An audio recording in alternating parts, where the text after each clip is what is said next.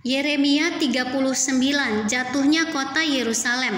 Ketika Yerusalem direbut dalam tahun yang ke-9 pemerintahan Zedekia Raja Yehuda, dalam bulan yang ke-10 telah datang Nebukadnezar Raja Babel beserta segenap tentaranya untuk mengepung Yerusalem.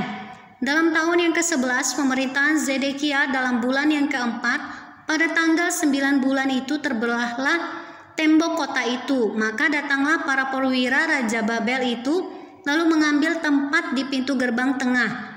Mereka itu ialah Nergal-Sarezer, pembesar dari Sin Magir, panglima, dan Nebuzaradan, kepala istana, dan para perwira lainnya dari Raja Babel.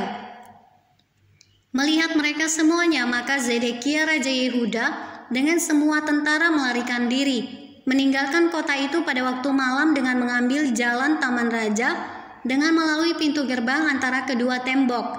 Kemudian mereka berjalan menuju Araba Yordan, tetapi tentara Kasdim itu mengejar mereka dan menyusul Zedekia di dataran Yeriko.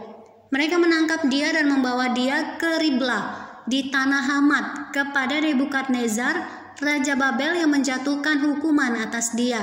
Raja Babel menyuruh menyembelih anak-anak Zedekia di depan matanya di Riblah. Juga semua pembesar Yehuda disembelih oleh Raja Babel. Kemudian mata Zedekia dibutakannya, lalu ia dibelenggu dengan rantai tembaga untuk dibawa ke Babel.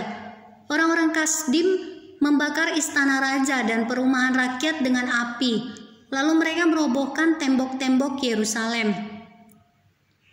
Kemudian Nebuzaradan, kepala pasukan panglima, kepala pasukan pengawal, mengangkut ke dalam pembuangan ke Babel sisa-sisa rakyat yang masih tinggal di kota itu, dan para pembelot yang menyeberang ke pihaknya, dan sisa-sisa para pekerja tangan.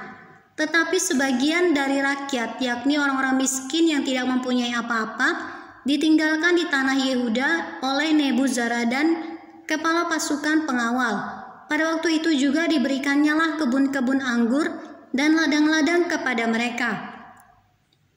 Perintah Nebukadnezar untuk melindungi Yeremia. Mengenai Yeremia, Nebukadnezar Raja Babel telah memberi perintah dengan perantaraan Nebuzaradan, kepala pasukan pengawal, bunyinya, bawalah dan perhatikanlah dia. Janganlah apa-apakan dia, melainkan haruslah kau lakukan kepadanya sesuai dengan permintaannya kepadamu. Maka Nebuzaradan, kepala pasukan pengawal, beserta Nebuzaradan, kepala istana, dan Nergal-Sarezer, panglima dari semua perwira tinggi Raja Babel, mengutus orang.